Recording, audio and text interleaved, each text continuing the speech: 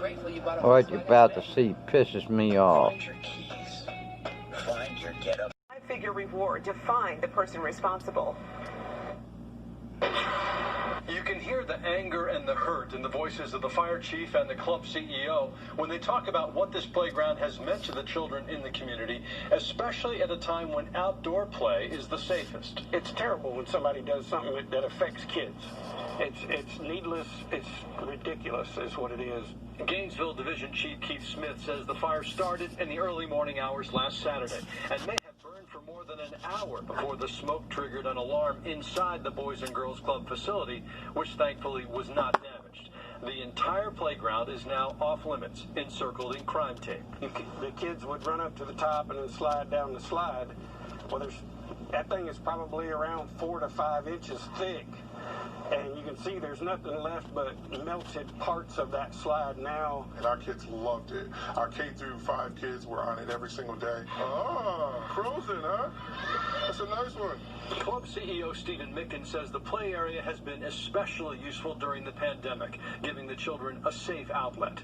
Micken says surveillance video shows middle schoolers and young teens smoking cigarettes on the playground an hour before the fire started. He says the damage hurts even more because this is a low-income neighborhood. A lot of resources are not available to those kids and families that live in this area, and the one resource of having a park, having a softball field, a baseball field, and a jungle gym, and a multi-purpose field, it really adds to those kids doing something constructive. The playground cost $125,000 when it was built in 2002. CEO Micken says he thinks it could cost $200,000 to replace.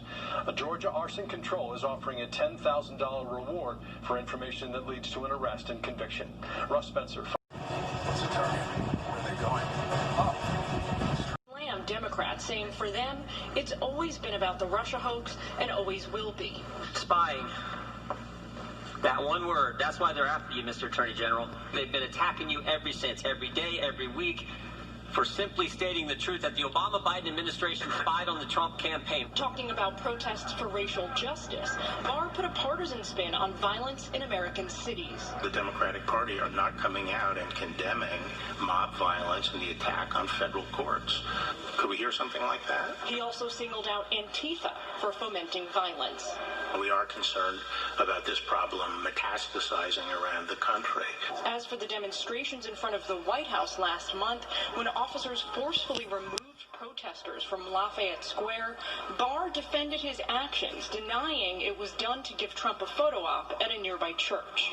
To say that this had to do with a photo op, but it's akin to saying that we invaded the Philippines in World War II so Douglas MacArthur could walk through the surf on the beach. Looking ahead to the November election, Barr says he is assuming Russia is trying to interfere, but he differs from President Trump, who says the 2020 election will be rigged by increased mail-in voting. Barr said today he's got no reason to think that. In Washington, Jillian Turner, Fox News. Stern advisory to his entire state. Here's his advice to anyone with plans to travel to places with high percentages of COVID-19 cases like Georgia. We don't get to take breaks from this thing, and we cannot travel in these areas. All of you out there want to get our kids back in school, but just imagine, if we can start doing that safely, what happens when one family travels to a state like this? I need everybody that has plans to go to Florida or Georgia, Alabama, South Carolina, Texas, Arizona, cancel them. The governor went will be served with eviction papers by October. If they'd paid their rent instead of buying brand new TVs and entertainment centers and whatever else they wanted to buy, they wouldn't be getting evicted. Photos where you can see there's a small group of people here gathered. I want to take you guys outside though and show you exactly what we're seeing. So you can see the crane is on scene here. They're getting prepared right now to take that monument apart, we would assume, piece by piece. This is a very long process when they do this. And police have also released an extensive list of restrictions, including unauthorized military bodies from forming parades. They've also released a list of restricted items, things like alcohol, explosives, pepper spray, rocks. The list goes on and on and on. So they are are taking it very seriously tonight. A crowd gathered at the Confederate monument in McDonough, voicing opposition to its removal. We feel that it's highly inappropriate for our rights to be trampled on just because we're the majority. So we're no longer going to be the silent majority. We're just going to be the majority, and we're going to begin to be more vocal. Sitting at the center of McDonough Square, this statue has been here for more than 110 years. The debate over whether to keep it here or remove it has some business owners frustrated. It's been a big struggle for the businesses on the square. You've had different sides come to the square trying to promote their position, but all it's doing is hurting the businesses. Parking in downtown McDonough got blocked off at 1 o'clock Tuesday afternoon.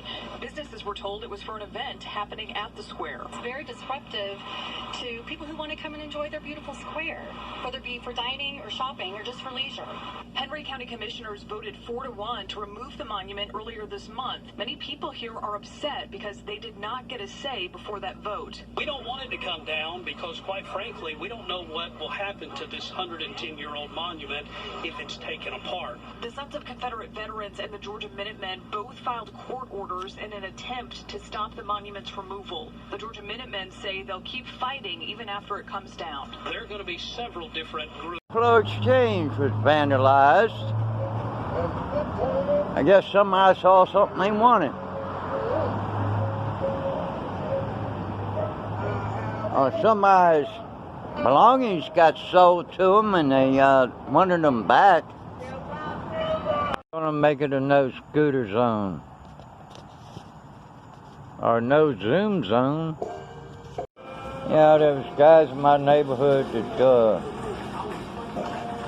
well, around where I grew up, some of them always gave my brothers a hard time, older brothers. And then they all of a sudden they disappeared for some reason. Didn't know where they were. And I found out later on that they was in the Army. You know how they got in the Army? They got into trouble. And Judge said 4 years in the Army or 10 to the door. Guess what they chose to do? 4 years and come out a man, or 10 years and come out a thug. Which one would you do?